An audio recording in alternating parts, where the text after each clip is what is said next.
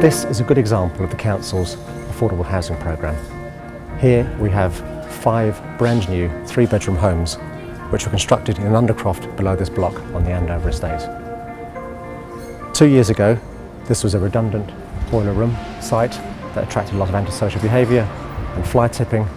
It's now providing very high quality affordable homes to 5 families. My old flat was very tiny. We were all in the same room most of the time, whereas Wesley Close is much more spacious. There's less arguing, it's much more peaceful. We've got a nice big kitchen and we can all happily sit round a table and have a family meal.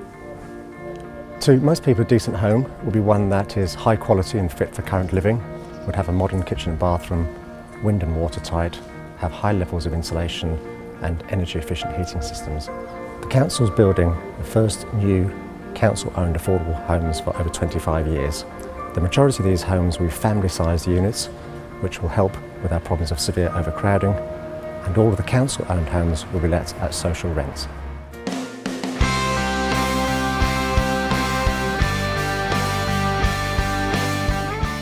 We're the team that are responding directly to concerns of members of the public around problems of antisocial behaviour and crime.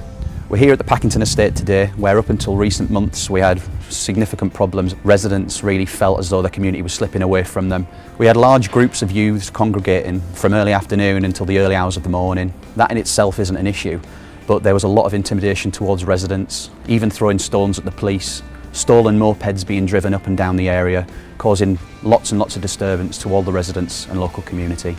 As well as the more traditional methods of dealing with some of the issues that we used, we also piloted a new scheme called the Final Intervention Panel. We were able to talk with those involved in antisocial behaviour, and not only to talk about the enforcement action that may or may not be taken against them, but also to try and offer them support through our key partners, whether that was family support or support for the young people through youth services. The situation now on the Packington estate is a massive, massive decrease in problems of antisocial behaviour and crime. Very soon after the interventions that we put in place, we managed to secure an 85% reduction in antisocial behaviour and crime reports. What's more, the residents are really pleased with what's been going on. They've engaged with us, they've helped us to deal with these issues, and they've helped us tackle some of the really core issues that they're facing in their community.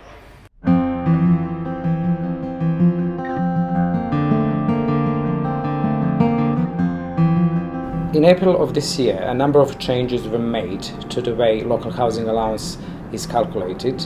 This means that many people who are living in privately rented accommodation are adversely affected with these changes. Therefore, they have a rent arrears, they are unable to meet their rental obligations, and as a consequence, they're threatened with evictions and becoming homeless.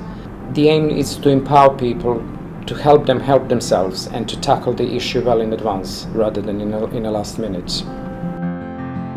It's vital that there's a Citizen Advice Bureau in Islington because we're able to give free advice, impartial, independent advice. We also aim to tackle the underlying causes of inequality, and that's our social policy aim, and that really is the main aim.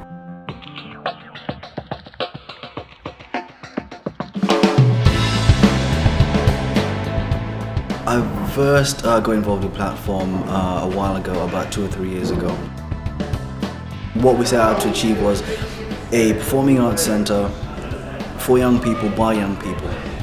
The platform is a space that offers services as well as support for all the arts, from music, dance, theatre, film, stuff that usually would just be offered to people from privileged backgrounds. But here, what you have is really a platform of which allows people of all different backgrounds to really come here and experience and learn and create and really use a space as their own.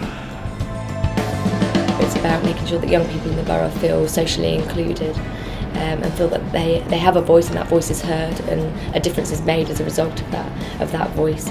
A lot of young people don't actively get involved in democracy as an adult, as a young adult, and I think that the Youth Council will be a great stepping stone for young people realising the part they can actively play in society and in their community.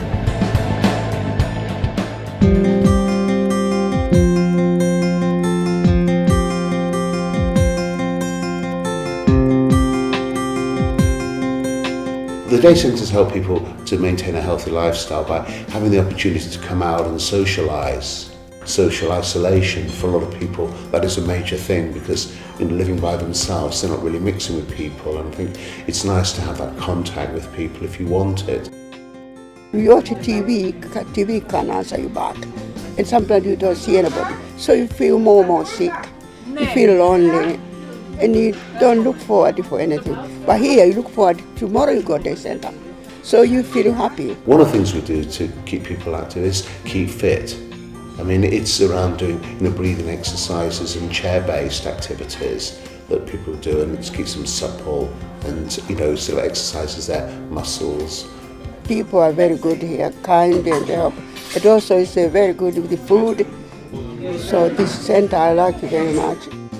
My longest serving employee has been here 44 years and still as enthusiastic. And I mean, one of the things is, we just really enjoy working because it is a fantastic place to work.